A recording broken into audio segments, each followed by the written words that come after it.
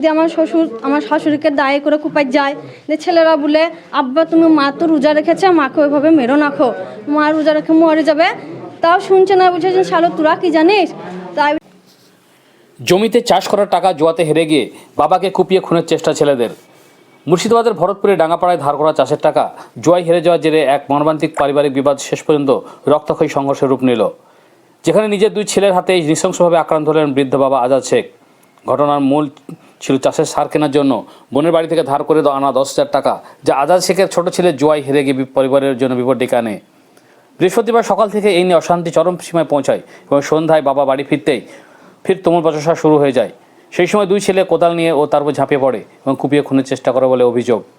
ঘটনার খবর পেয়ে ভরতপুর থানার ওসি শিবনাথ মণ্ডল ও এসডিপিও বরুণ বৈদ্য এবং সার্কেল ইন্সপেক্টর সমরেন্দ্র পাল বিশাল পুলিশ বাহিনী নিয়ে দ্রুত ঘটনাস্থলে পৌঁছে পরিস্থিতির নিয়ন্ত্রণ আনেন। বর্তমান রক্তাক্ত আশঙ্কাজনক অবস্থায় আজাদ শেখ মুর্শিদাবাদ মেডিকেল কলেজ হাসপাতালে মৃত্যুর সঙ্গে পাঞ্জা লড়ছে।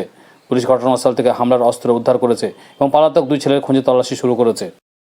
সকালবেলাতে আমার শাশুড়ি আমার শ্বশুরের মধ্যে ঝগড়া হয়, যে আমার শ্বশুর আমার শাশুড়িকে দায়ে করে কুপাই যায়, যে ছেলেরা বলে আব্বা তুমি মা তো রোজা রেখেছে, মাকে ওইভাবে মেরো নাখো, মা রোজা রেখে মরে যাবে।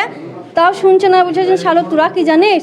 তাই বলে আমার শাশুড়িকে দাঁড়ালে কাটতে দিয়েছিল, আর ব্যাটা ধরলো, বলছে তোরা ধরবি না খো, তোরা সরি যা, তুই আমার বাড়ি থেকে বেরিয়ে যা, তো আমার বাড়িতে জায়গা হবে না, তোর যা সামালপাতি আছে তুই নিয়ে চল যা। এসব কথা হয়।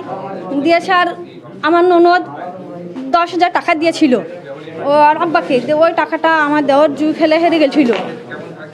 হেরে যাওয়ার পর উঠে শালো তো মরতে পারলি না, মরগা বিষ খাগা এইভাবে বলে আমার দেওয়ার গলায় দড়ি দিতে গেছিলো, গলায় দড়ি দিয়া পাশের লোকে নিয়ে গেল, ঝামেলা হবে বলে।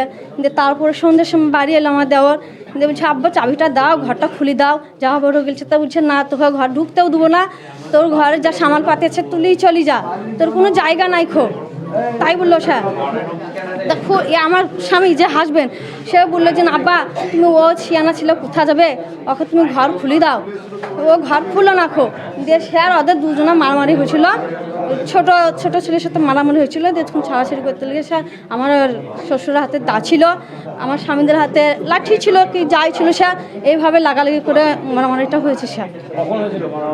মারামারি কটার সময় ওই 7টায় বোধ হয়, 7টায় হবে।